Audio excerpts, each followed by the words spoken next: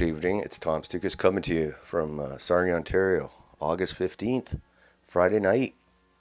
Sweating my ass off already. Hopefully everybody's having a nice night. 2 more weeks left till summer, and then it's back to school for the kids. So let's just get right into it, because it's just been that kind of day. Just the usual stuff today. Let's go through this.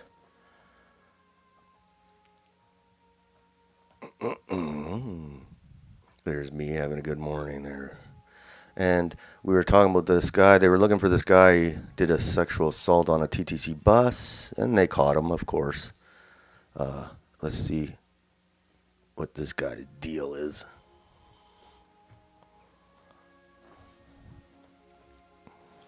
Shizar Maraju Sarakonda, yes, of Toronto, is facing charges. Sexual assault on a board in TTC bus in Etobicoke last week. Doug Ford's riding. 26-year-old, probably a student or a former student. Probably got his PR after finishing school. So committing an indecent sexual assault and committing an indecent act. Who knows what he did? It's like poor girls can't even take the bus or an Uber without getting raped in Canada. Here's Mark Carney putting out a statement today in support of the Ukraine war, which I don't support as a Canadian. No, I don't know how many Canadians support this war, sinking more money. I think we put like 15 billion into this black hole. Like 15 billion could have gone a lot to help a lot of Canadians.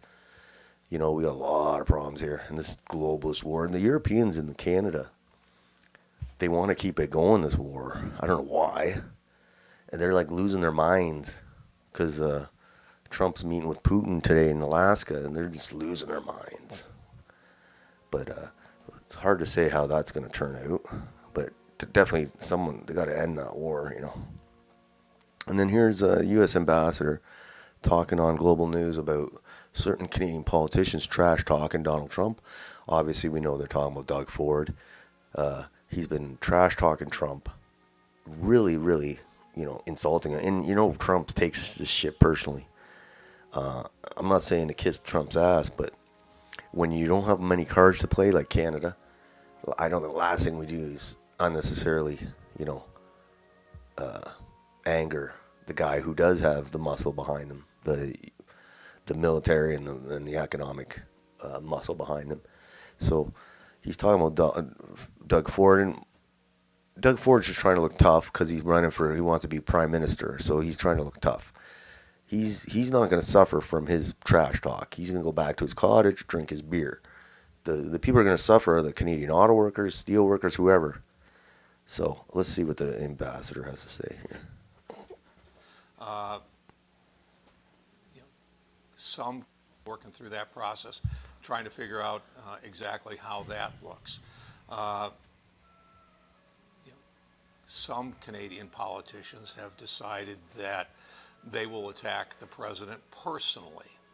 They will attack people on his economic team, his negotiating team. They will attack them personally, not on the policy, but them personally. Again, that is a Canadian decision. All we do is respond to it. So yeah, they're definitely listening to Doug Ford, his little whatever the saying about Trump and all this.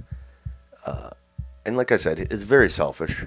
Doesn't accomplish anything. All he's trying to do is make him look like this strong national leader. Oh my God! And I said this before, like, if Ford, for some crazy reason, becomes prime minister of Canada, it's over. I know we had Trudeau, yeah, it's bad. We had Carney, it's bad. But the idea is to get better leadership, not to go down. And with Ford, you're going down. You're on a downward trajectory, not an upward trajectory. So I'm not defending Carney or Trudeau. I'm saying we need to go up, and Ford is not up. He's one of them anyway. Here's Rupa Subramanya. She's from India. I retweeted some of her stuff because I know I'm a little hard on on India, but she has a really insight into India, and that's why I like her tweets. So she's talking about the guy who got busted on the TTC bus, and she's explaining the crime landscape in Canada. So Sikhs stick to theft, drugs, credit card fraud, and illegal weapons, while the Indians from other regions are into rape and sexual assault. Like a full service crime portfolio. So yeah, that guy was not a Sikh. I guess you don't see too many Sikhs doing the sexual assault. They're more into the gun battles. Next post here is this latest poll. Not looking good for Pierre and the Conservatives. This is for 18 to 34-year-old voters. Liberals got 11-point vote lead. I know a lot of dumb young voters vote for Liberals. I get that. But the thing with the Conservatives is the young voters that they need, they're not getting. They're not courting the young voters. And they're basically the young people have no faith in the Conservatives or the Liberals. And I think that's why you're seeing that. Like, Pierre's not exciting the young people at all. It's pretty bad when Carney's doing more of a job to excite young people than you are. So yeah, Conservatives need a new leader. Pierre's just a globalist poser. So phony too. So yeah, there's more reaction to the bus rapist. All right. I got in a little argument with Colin DeMello of Global News. So he had this story out today. Five Ontario school boards recorded the most violent incidents in a single school year. And he says, will the reintroduction of school resource police officers help? So yeah, and I had to say, I said, importing third world savages also affects schools. Who would have thought? Well, Colin took a little exception to my comment, and he's like, Tom, demographics were not included in the data. Plus, these are kids, dude. Show an ounce of respect. And then I said, I have kids in school. I know what's going on, dude. And then he says, well, let's hope they have a different role model. So, that's pretty low. But anyway, I can handle it. I'm not worried about it. And I said, I'm not going to argue because Global is bankrupt and you're going to be out of a job anyway. So yeah, I didn't want to argue. I could crush this guy in an argument, but there's a good chance he's not going to have a job in a year. So I don't want to be too hard on him. But also, the reason I said that whole post is because I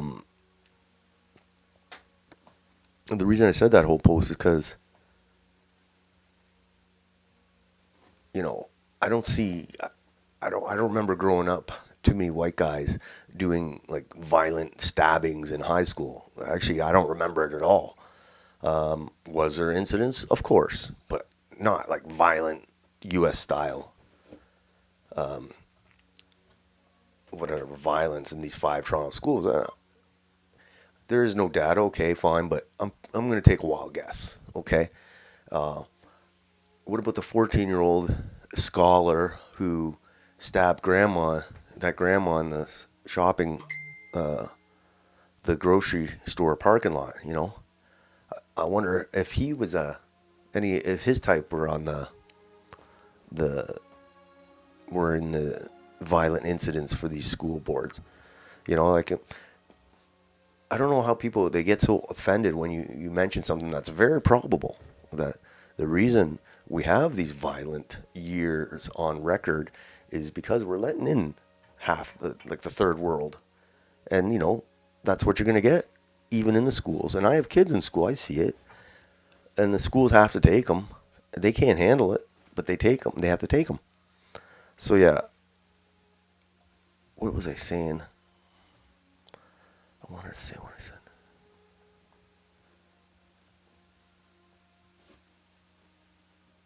Okay. So anyway, yeah, this guy's not going to have a job anyway, but you get all offended. And people, I find that in Canada, especially like among white people, if you say we don't want to turn Canada a third world country or we need to deport this guy, they get all offended. They want to destroy their own country. It's like it doesn't make any sense. It's like they want. Okay, like when I said about the third world, causing our schools to be more violent, third world mass migration. They go out of their way to say it's white people doing it. So this one, he's like,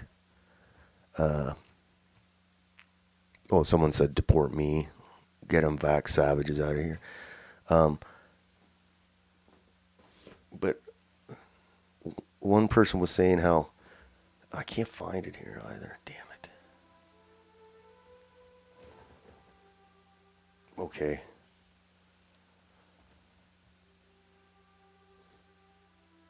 Anyway, they were saying how one guy got stabbed in their high school. Guess what color he is? And he was white, apparently.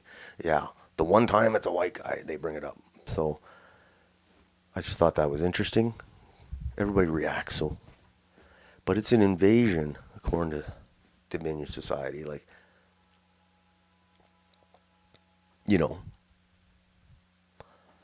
everybody just sticks their head in the sand. It's ridiculous. I don't like it. Well, not this guy. All right. Next, the conservatives. Their new thing now. Last time it was the carbon tax. Now it's the EV mandates. So conservatives plan national campaign against federal electric vehicle mandates. I got a flyer from my local MP, who's a conservative, and that's all they talk about is the EV mandates. And most Canadians want to talk about, I can't afford rent, I can't buy a house. This Canada's turning into a third world shithole. But let's talk about EV mandates. And basically, it's 10 years away, this mandate, and it's probably not even going to get implemented. Like, this is a Trudeau era thing, and I'm pretty sure Carney's going to yank it and let the market decide. And its market is going towards electric slowly, but to campaign on something like this, you're not going to get you're not going to fire up any new followers. So they did the same thing with the carbon tax. They did the same thing with COVID. People wanted to talk about COVID, the draconian COVID mandates. What did Pierre want to talk about? Who could do them better? Who can do them quicker and better? Same last election with Carney. People want to talk about immigration. What did they talk about? The carbon tax. Okay? And now, instead of immigration again, they're going to talk about EV mandates. So, really out of tune, or they just don't want to talk about the issues, the main issues, and they're just there to waste people's time. Next, the deport report. 2 Indians wanted for impersonating police officers and operating a text message scam that ended with a man being defrauded $15,000. So that's the scammers, I guess. I wonder if they're Sikhs. It's like scamming is part of their culture.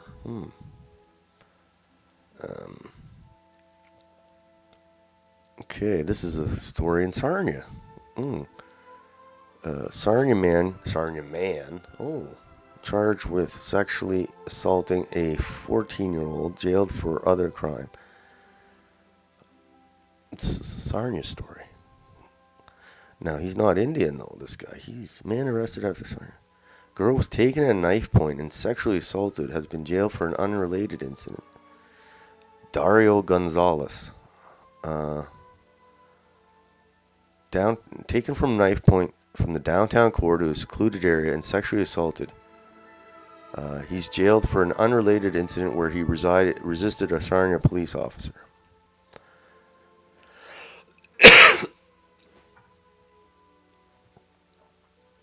Okay.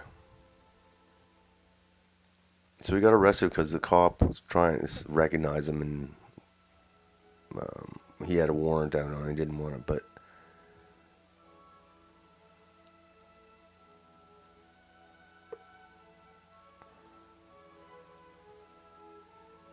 Okay.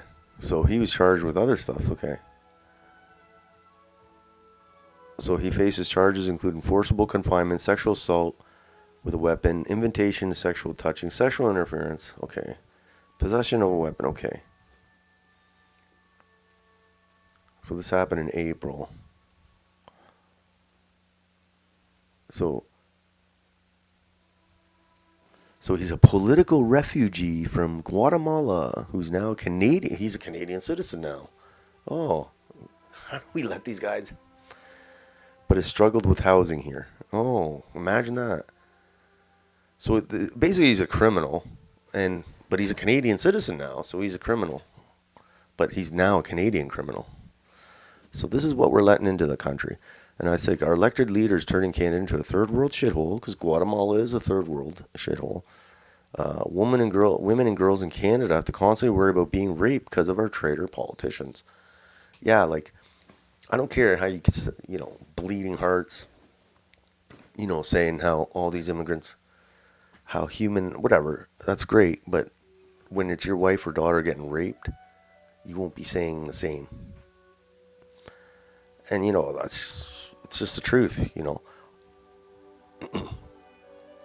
Guys can handle themselves, I guess.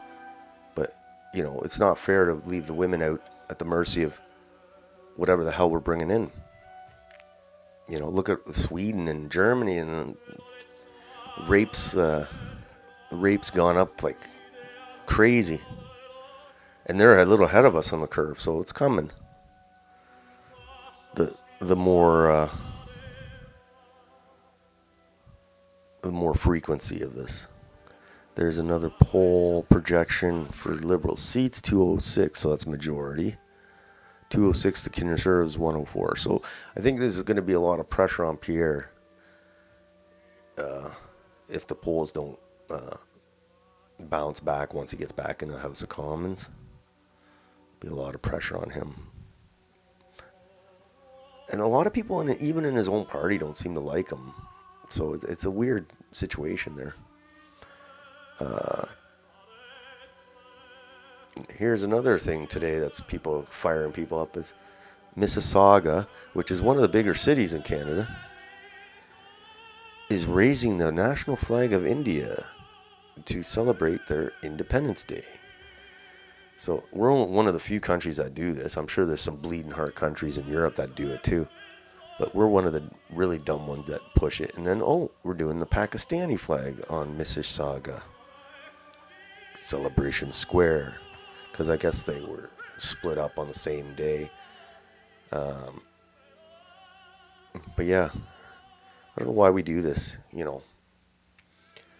We spend more time celebrating other countries than we do our own. And we spend time tearing ours at the same time. Really got to change that mindset. All right. Next, I thought this tweet was interesting from Canadian Patriot. And I say this a lot, but it's hard to say it proper, but he said it good here. He said, Indian immigrants are just as much a threat, if not more, so than Muslim immigrants. If you're white and believe otherwise, you fell for another psyop from people who hate white people. So, people who hate white people, I think he's talking about Jewish people. Or some Jewish people. So, and I say this all the time, he's right. Obviously, I don't think having a bunch of Muslims in Canada is good, because it's not very cool, it doesn't really work well with the Christian majority. But there's not that many Muslims here compared to Indians. Like, there's way more Indians coming. So I say this on X all the time. The Zio Slobber accounts, I call them. They only focus on the Muslims, only on the Palestinian protests, and those are just a nuisance. Those are nothing. The Muslim thing is important, but to only focus on that and just say, like Tommy Robinson, oh, we can bring as many Sikhs and Hindus as we want. It's because they share our values, but the Muslims don't. See, the trick they're trying to do is they're getting you to focus only on the one group because, conveniently, Jews hate Muslims, the Hindus hate Muslims, so it's a convenient alliance. So let's bring as many Hindus as we can here and get and demonize the Muslims. So I hate it when they just focus on the Muslims while millions of Indians come to Canada. As long as they share our values, they're good. No, they're not. You got to get rid of them all. Muslim, Hindus, Sikhs, Africans. Here we got the Indians on the 402, the 401. Indian invaders have turned Canada highways into death traps. Let's look at this one. Whoa, he got bumped right off the road. Boom. Yeah. The Brampton Institute of Trucking. There's Pierre there. So yeah, his numbers aren't good. I think he's done. Like myself, when you lose your own riding and you lose the election and your own riding. I don't know. Like I haven't seen many people. Like most people would resign, but I haven't seen many people come back to become prime minister after something like that. It's different when you lose the election, but you win your seat, because then you could say, okay, give me one more shot. But when you lose the election and you lose your seat, I just don't see it happening. The polls are showing the same thing. Next. Thomas Massey. Instead of accepting refugees from Gaza, the United States should quit giving munitions to Israel to create refugees. Yeah, I've seen some posts there about Gaza refugees coming to the States, and they're going to come to Canada. Like, Israel's going to totally bomb the shit out of them, and they're going to come here because Carney will take them, because why the hell not? They'll vote Liberal. They ain't going to vote Conservative. So, yeah, he'll take as many as they come. But this is like, we keep getting refugees from the Middle East, and we complain about the Muslims, but we don't complain about the Israelis who are bombing the shit out of them. They did the same with Syria, and then we ended up getting 40,000 Syrians coming here. So yeah, thanks.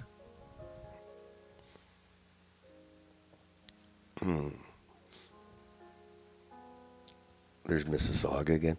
Mississauga, gone. Brampton, gone. It's all gone. Might as well just wall it off. There's an interesting thing here. Trump apparently spoke to, not only did he speak with Putin, but he spoke with the Belarus president. That's weird. What's going on over there? Okay. Oh, this guy, I saw this picture. This guy was smoking crack in the Toronto bus shelter. But you can smoke crack in the bus shelter, but you can't walk in the woods in Canada. All right. And there's Canada contributions to the war in Ukraine, or the black hole known as Ukraine. $15 billion. It's a lot of money. And there's the meeting today. Trump and Putin on the red carpet out in Alaska airport there. And this is the reason I supported Trump over Kamala. And that, this is exactly why I wanted him to become president, because he, instead of talking hysterical about Russia, he actually wants to, he wants to be friends, not be on friendlier terms with him, which is a good thing, because I think the last thing we need is the U.S. and Russia going at it. So, and then look at this, he had the B-2 flyover. That was kind of funny. But yeah, that's the reason I supported Trump, because at least he's willing to talk to the Russians. I don't want to go to war with the Russians. I don't know. Canada seems to want to, and Europe does, but at least Trump's meeting with Putin. Who knows what they talked about? And there's a meeting with Zelensky compared to the meeting with Putin. I thought that was interesting. Quite the different meetings that took place. All right, next post. So look at this. UK added India to a list of countries whose citizens can be deported from UK before appeal. But so in UK will now deport Indians who commit crime back to India right away and won't even wait for an appeal. So these are Indians who aren't British citizens. So Canada needs to implement this ASAP, and it will be a good way to get rid of Cal standings. Yeah, like, it's so crazy in Canada. If you're an immigrant, or if you're in the immigration system and you're trying to get permanent resident, if you commit a crime, most countries, it's automatic out. Don't even think about immigrating here, you're out. But in Canada, we give them rights, and they can appeal it, and they can actually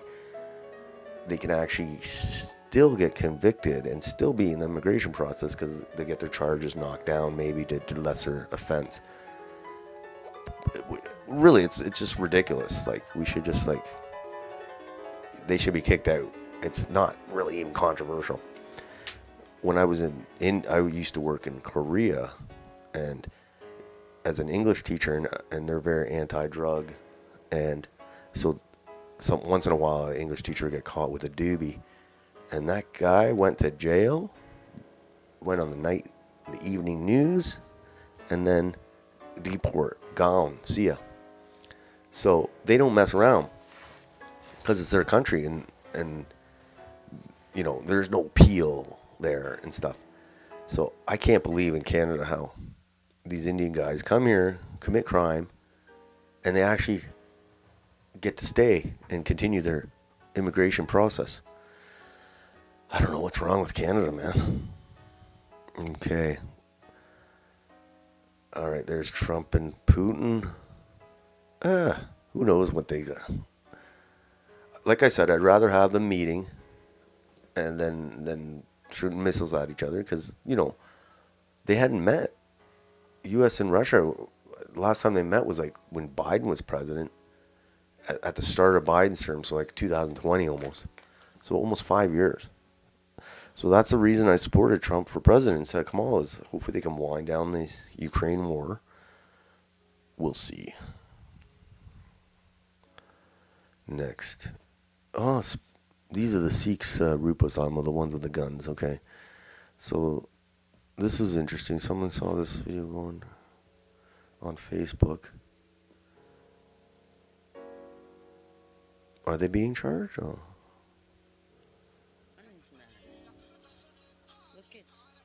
It's like they're raising an army. This is in Saskatchewan, Duck Lake.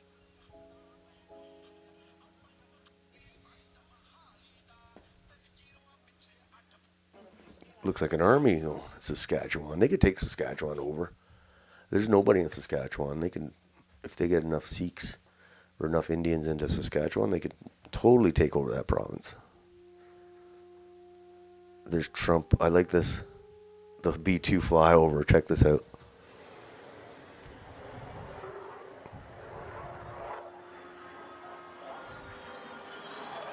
Perfect timing.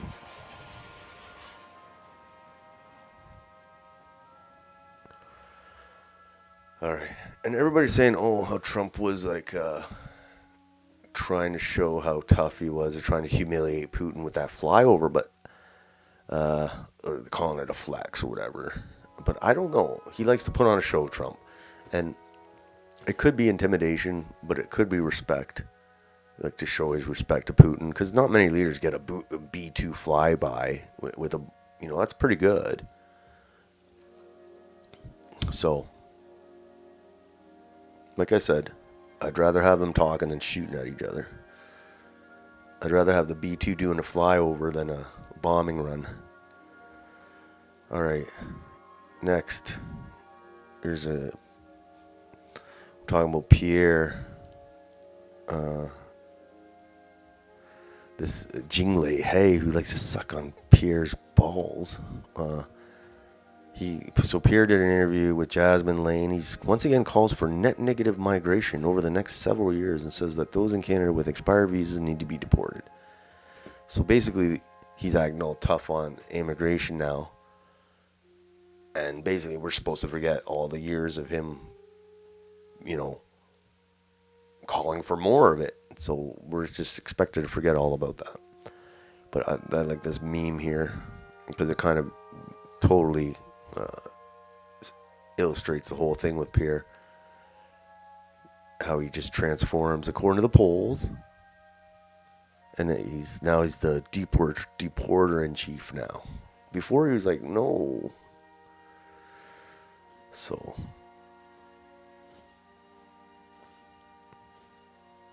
I don't know. He has no credibility. Like, yeah, good that he's saying it, but what's the use saying it now? Carney's in there for 4 years. Three more years at least. Okay. 1 million people a year. He'll have 3-4 million into Canada voting for him. So you had your chance on the immigration, Pierre. By the time he comes up for the next election, he'll have like 3-4 million new people here for him to vote for him. Because they don't even check ID anymore at the voting. So here's another tweet on the Palestinians. Refugees are reportedly entering U.S. through airports in San Fran and Houston, despite Trump administration insisting the U.S. will not be taking them in. So yeah, I have a feeling they're going to be coming to Canada soon.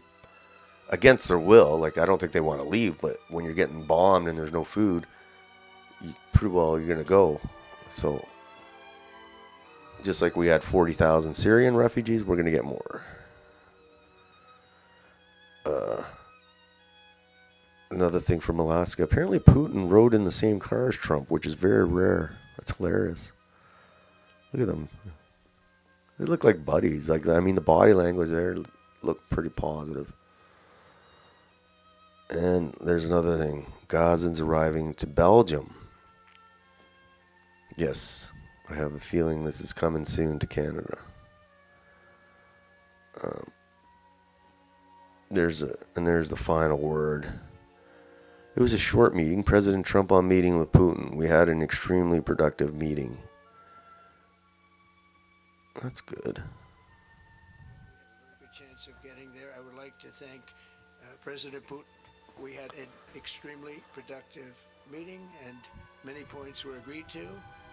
There are just a very few that are left. Some are not that significant. One is probably the most significant, but we have a very good chance of getting there. We didn't get there, but we have a very good chance of getting there. I would like to thank President Putin and his entire team, whose faces, who I know in many cases, other than that, whose faces I get to see all the time in the newspapers. You're almost as famous as the boss, but especially this one right over here. But we had some good meetings over the years, right? Good, productive meetings over the years, and we hope to have that in the future. But let's do the most productive one right now. We're going to stop really 5, 6, 7,000, thousands of people a week from being killed, and President Putin wants to see that as much as I do. So, again, Mr. President, I'd like to thank you very much, and we'll speak to you very soon and probably see you again very soon. Thank you very much, Vladimir. So, it sounds like they're definitely getting along better than they were when Biden was president. So, yeah, that should be interesting. Meanwhile, Canada, we're still trying to fight Russia. It makes no sense. So that was the day today. Another interesting day. So we'll see what happens tomorrow, Saturday, August 16th. So until then, have a nice night, and we'll see you then tomorrow night.